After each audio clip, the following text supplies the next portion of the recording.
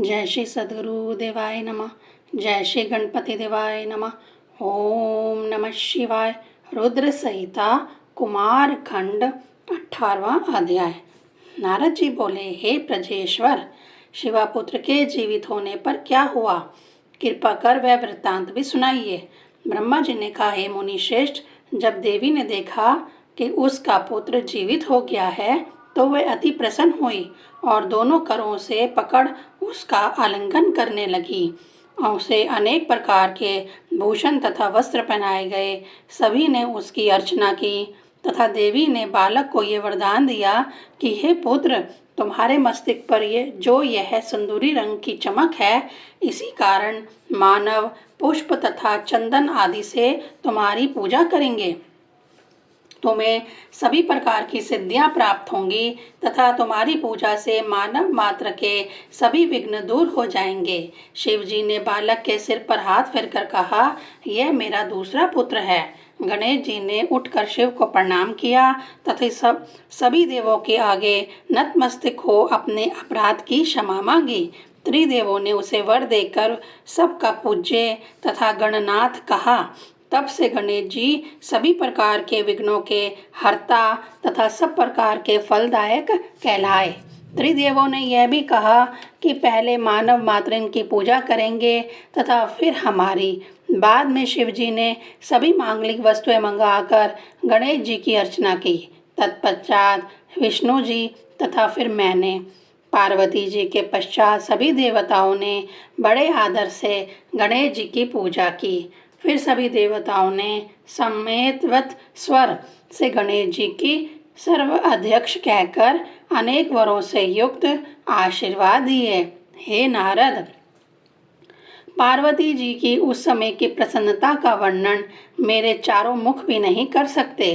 देवों ने वाद्य बजाए, अप्सराओं ने नृत्य किया तथा आकाश से पुष्प वर्षा हुई। सबका दुख दूर हो गया। शिव तथा पार्वती को अत्यधिक प्रसन्नता हुई। पार्वती कोपहीन हो गई तथा शिवजी फिर इसके समीप जा बैठे। जो लोग इस मंगलकारी आख्यान को श्रवण करेंगे वह सब मंगलों तथा कल्याणों से परिपूर्ण होंगे। गणेश जी के प्रसाद तथा तेज से उसकी उन सभी की सभी मनोकामनाएं पूर्ण होगी। 19वां अध्याय। नारद जी बोले, हे जगत पिता ब्रह्मा, आपने हमें गणेश जी का जन्म चरित्र सुनाया, इसके पश्चात क्या हुआ? शिवा, शिव के इस प्रक्रम पूर्ण यश की यह वह कथा हमें सुनाइए जो परम आनंद देने वाली है। ब्रह्मा जी बोले, हे मुनिवर, ध्यान देकर सुनो, मैं सुनाता हूँ। अब गणेश माता पिता के पालन से दिन प्रतिदिन बढ़ने तथा खेल कूद करने लगे। कुमार भी साथ ही थे। दोनों पुत्र भक्ति पूर्वक माता पिता की सेवा करते हुए परस्पर प्रेम पूर्वक रह रहे थे तथा वृद्धि को प्राप्त कर रहे थे। एक दिन जब शिव पार्वती एकांत में बैठे विचार कर रहे थे कि अब दोनों पुत्रों का विवाह कर दिया जाए, माता पिता की इच्छा को जानकर दोनों कुमारों ने एक साथ ही विवाह की इच्छा प्रकट की तथा कहा कि पहले मैं विवाह करूंगा तथा पहले मैं विवाह करूंगा। इस प्रकार दोनों परस्पर विवाद करने लगे। यह सुनकर शिव तथा पार्वती अत्यंत आश्चर्यमय हुए। उन्होंने सोचा कि किस प्रकार दोनों का विवाह किया जाए। इसको सोचकर दोनों ने एक अद्भुत युक्ति निकाली। एक दिन शिव ने दोनों को बुलाकर कहा कि देखो, तुम दोनों पुत्र हमारे लिए समान हो तथा प्रिय हो। किसी पर भी हमारा प्रेम कम या अधिक नहीं है। इसलिए हमने यह प्रतिज्ञा की है कि जो पहले समस्त पृथ्वी की परिक्रमा करके हमारे पास आएगा उसका विवाह पहले किया जाएगा। तब माता पिता का वचन सुनकर महाबली कार्तिकेय तुरंत पृथ्वी परिक्रमा के लिए चल पड़े। परंतु बुद्धिमान गणेश जी वहीं खड़े रहे तथा बार बार विचार करने लगे कि क्या करूं, कहाँ जाऊं, मुझसे तो एक कोस भी नहीं चला जाता। फिर पृथ्वी की प्रदक्षिणा करना तो असंभव है। यह सोचकर गणेश जी अपने घर जाकर स्नान ध्यान कर माता पिता से बोले कि आप दोनों सिंहासन पर एक साथ बैठें, मैं आपकी अर्चना करूंगा। पार्वती जी और शंकर जी गणेश जी की पूजा करने बैठे। गणेश जी ने उन दोनों की पूजा करके 7 परिक्रमा की तथा कहा कि अब मेरा आप विवाह कर दें। शिव ने कहा कि क्या तुम पृथ्वी की परिक्रमा करके आ गए? कुमार तो गए हैं, जाओ तुम भी शीघ्र ही प्रदक्षिणा कर डालो। गणेश माता पिता के ये वचन सुनकर बोले, हे तात, आप दोनों कर्म रूप स्वयं बड़े बुद्धिमान हो, अतः मेरी बात सुनिए। जब मैंने आपकी 7 बार परिक्रमा कर ली, तब फिर आप ये कैसे कह सकते हैं कि पृथ्वी की प्रदक्षिणा करके आओ? यदि वह यह वेद शास्त्र सम्मत हो तो आप ही मानिए, अन्यथा नहीं। वेद शास्त्र जो कहते हैं वह आपको भी करना चाहिए, नहीं तो शास्त्र असंगत हो जाएगा। ऐसा कहकर बुद्धिश्रेष्ठ तथा महाज्ञानी पार्वती पुत्र गणेश चुप हो गए। तब जगतवंद पार्वती शंकर गणेश जी के वचन सुनकर बड़े ही आश्चर्यचकित हुए तथा पुत्र की विलक्षण बुद्धि की प्रशंसा करते हुए बोले कि हे तात, तुम्हारा कथन सत्य है। तुमने जो कुछ किया उसे अन्य नहीं कर सकता। तुम्हारी बात हमें स्वीकार्य है। इस प्रकार शिव पार्वती ने गणेश जी को विवाह का आश्वासन दिया। 20वां अध्याय।